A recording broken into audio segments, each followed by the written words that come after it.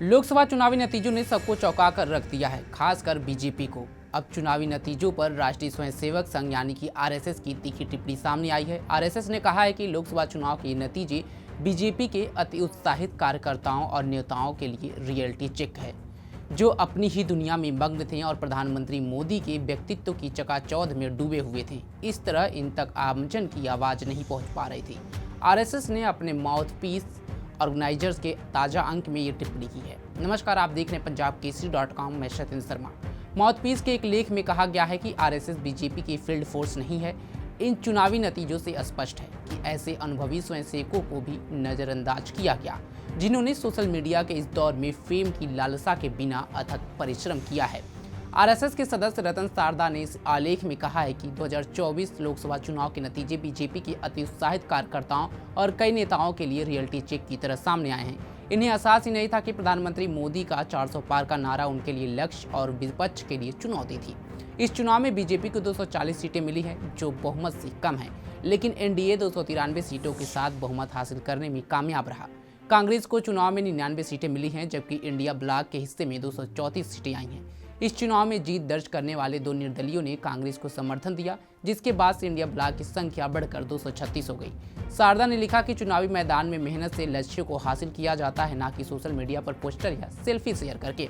इस वजह से अपनी ही दुनिया में मग्न थे। प्रधानमंत्री मोदी की लोकप्रियता के दम पर खुशी मना रहे थे। ऐसे में इन्होंने आमजन की आवाज़ नहीं सुनी।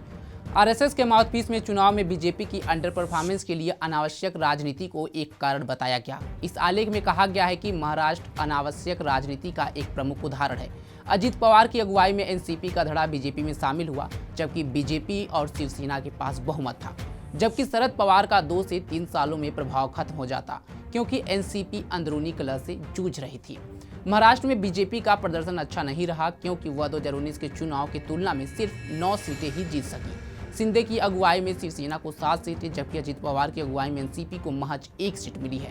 सारदा ने किसी नेता का नाम लिए बगैर कहा कि बीजेपी में ऐसे कांग्रेस नेता को शामिल किया गया जिसने बढ़ चढ़कर भगवा आतंक की बात कही थी और 26/11 को आरएसएस की साजिश बताया था और आरएसएस को आतंकी संगठन तक कहा था। इससे आरएसएस समर्थक बहुत आहत हुए थे। लेकिन जिस तरह से अब सामने आरएसएस की टिप्पणी आई है, उसे कहीं न कहीं बीजेपी की आला कमान, बीजेपी के सारे समर्थकों और नेताओं को सोचना तो जरूर होगा, क्योंकि जो परिणाम आए हैं, इसमें जो खबर निकल के सामने आई थी कि बीजेपी ने कहीं न कहीं आरएसएस का सहयोग नहीं लिया और बीजेपी जो कई ऐसे सीट बंटवारे हुए जिसमें आरएसएस भी काफ़ी नाराज था और जिस तरह से कुछ लोगों को पार्टी में शामिल किया गया था, जो पार्टी विरोधी गतिविधि में कांग्रेस में रहते हुए आरएसएस पर भी हमला बोलते नजर आ रहे थे और कुछ ऐसे नेताओं को भी शामिल किया गया था जो भ्रष्टाचार के बड़े आरोपी रहे। बाद में उन्हें बीजेपी में शामिल किया गया। आरएसएस खुली तौर पर ये तीखी टिप्पणी की है और बीजेपी को खुली नसीहत दी है। अब देखना होगा कि बीजेपी आरएसएस के इस टिप्पणी पर और इस नसीहत पर क्या कुछ करती है। लेकिन खैर, सरकार तो बीजेपी की ही बनी है, लेकिन आरएसएस का ये सुझाव कहीं न कहीं सही है।